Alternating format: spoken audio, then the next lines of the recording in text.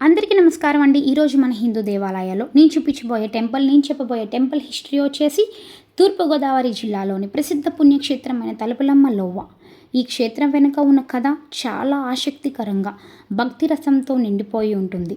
అంతేకాకుండా అసలు లోహ అంటే ఏమిటి? దీన్ని లోహ అంటారా లేదా లోవ అంటారా? అసలు లోహ నుంచి లోవా అని ఎట్లా వచ్చింది? దాని వెనుకతలో ఉన్న రహస్యం కూడా తెలుసుకోబోతున్నాం మనం ఇప్పుడు. లోవా అంటే కొండల మధ్య ఉండే మలుపు ప్రాంతం లేదా లోయ అని అర్థం.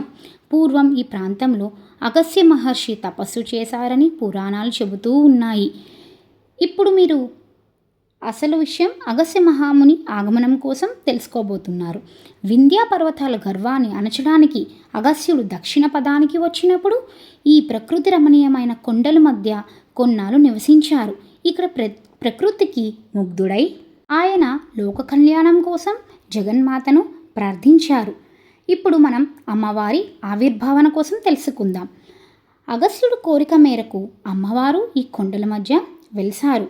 భక్తుల కోరికలు వినే తలుపు అంటే లాంటి తల్లి కాబట్టి ఆమెకు తలుపులమ్మ అని పేరు వచ్చింది. ఇప్పుడు మీరు అమ్మవారి ఆవిర్భావన కోసం తెలుసుకున్నారు కదా. అసలు తలుపు అని ఎందుకు పిలుస్తారో కూడా మీరు అర్థమయ్యిందని అనుకుంటున్నాను. ఇప్పుడు మనం తెలుసుకోబోయేది లోహ లేదా లోవ, దాని యొక్క ప్రాముఖ్యత కోసం. ఈ క్షేత్రం 2 పర్వతాలు అంటే ధారకొండ మరియు తీగకొండ అని పిలిచే 2 కొండల మధ్యన ఒక లోయలో ఉండడం వల్ల దీనిని తలుపులమ్మ లోవ అని పిలుస్తారు. కొందరు దీన్ని లోహ అని పిలిచిన వాడుకలో అది లోవ అంటే వ్యాలీగా స్థిరపడిపోయింది. ఇక్కడ అమ్మవారి మహిమలోకి వెళ్ళిపోతే తలుపులమ్మ తల్లి కేవలం భక్తుల కష్టాలను తీర్చడమే కాదు, వాహనాలకు రక్షకురాలుగా కూడా ప్రసిద్ధి. వాహన పూజలు చేస్తూ ఉంటారు. ఇక్కడ కొత్తగా వాహనం కొన్నవారు ఆంధ్రప్రదేశ్లో మొట్టమొదటిగా వెళ్ళేది ఈ క్షేత్రానికి. అమ్మవారికి పూజలు చేస్తే ప్రమాదాలు జరగవని నమ్ముతూ ఉంటారు. నమ్మడమే కాదండి, భక్తుల ప్రగాఢ విశ్వాసం కూడా. ఇప్పుడు ప్రకృతి అందం కోసం మాట్లాడుకుందాం.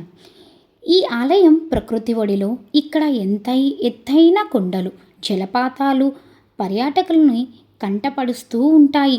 గాలిలో ఒక రకమైన ప్రశాంతత, భక్తిభావం కనిపిస్తూ ఉంటుంది.